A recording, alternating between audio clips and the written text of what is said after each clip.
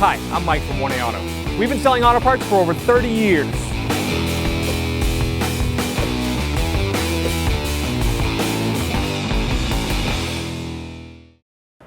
To remove the high beam bulb, we'll go to the back of the headlight. This is on the driver's side. Bulb is exposed here, so you want to unplug it. So I'm actually going to push up on the connector a little bit, push the lock.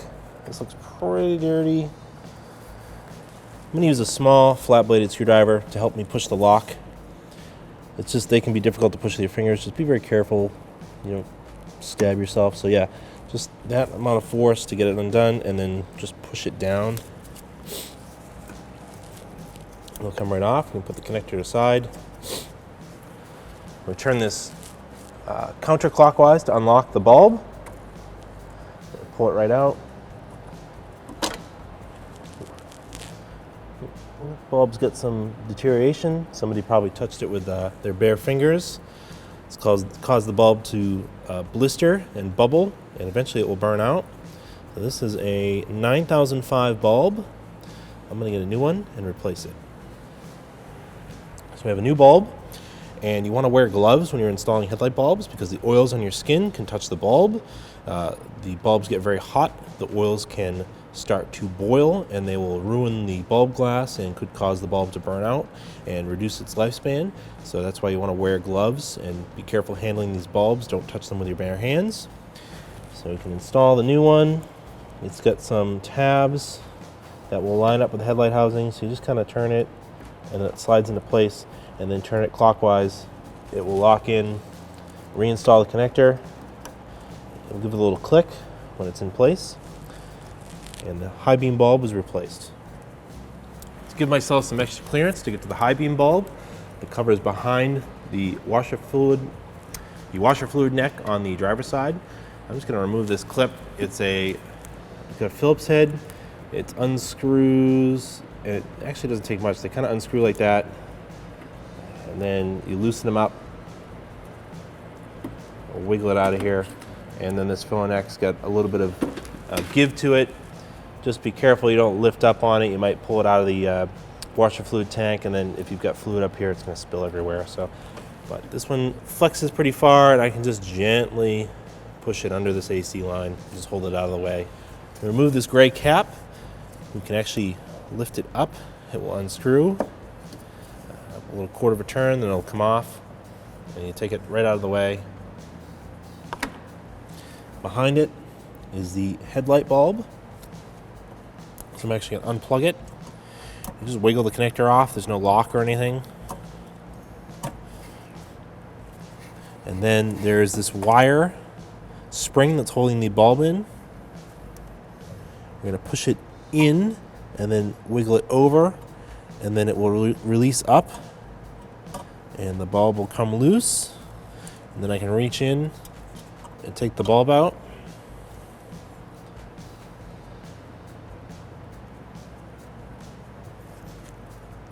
This is an H7 bulb. This one's in good shape, so we're going to reuse it.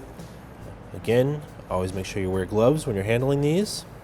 The oils on your skin can reduce the life of the bulb if you happen to touch the glass. So this does have an orientation to it. There's a flat spot with this little locating tab. So that goes in back into the housing, and the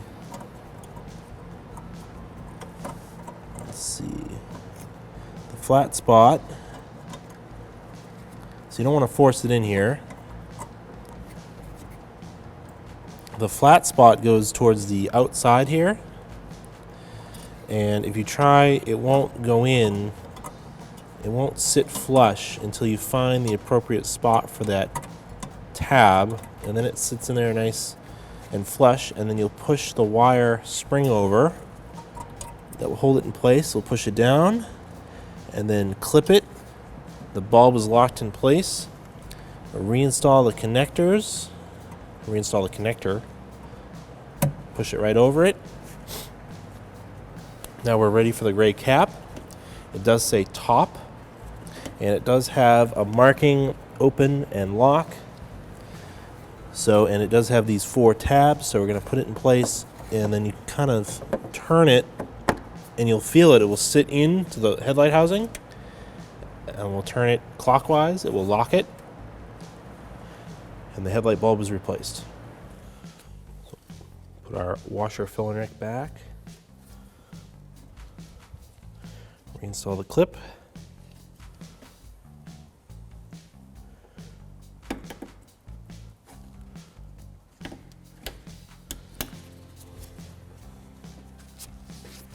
The side marker turn signal bulb is difficult to reach. You won't be able to get to it from the engine compartment or without removing the headlight.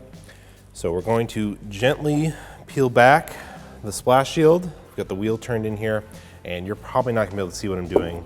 It'll be really hard to see. I'm basically just gonna fish my arm all the way up in here. I've already looked. I have an idea of where the socket is for it.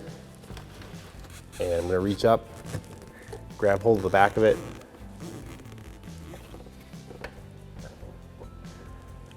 and with my fingertips, turn it counterclockwise to unlock it. So you pull the bulb straight out to remove it from the socket. And we have here, it's a 3457 NA amber, so it's a dual filament.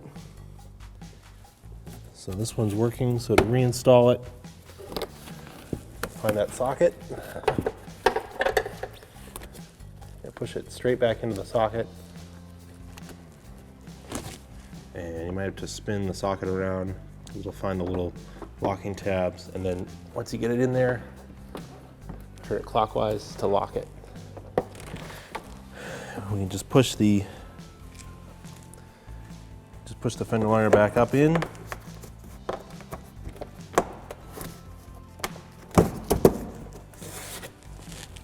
Process will be the same for the other side.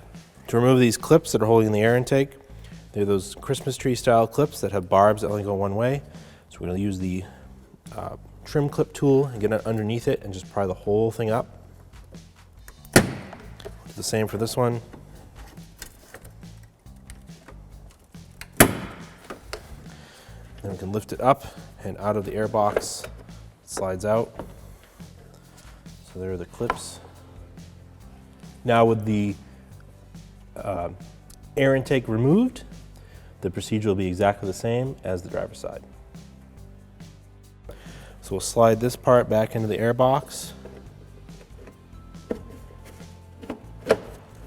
push it over, line up these clip holes, push them down in, and that's reinstalled. Thanks for watching. Visit us at oneauto.com for quality auto parts, fast and free shipping, and the best customer service in the industry.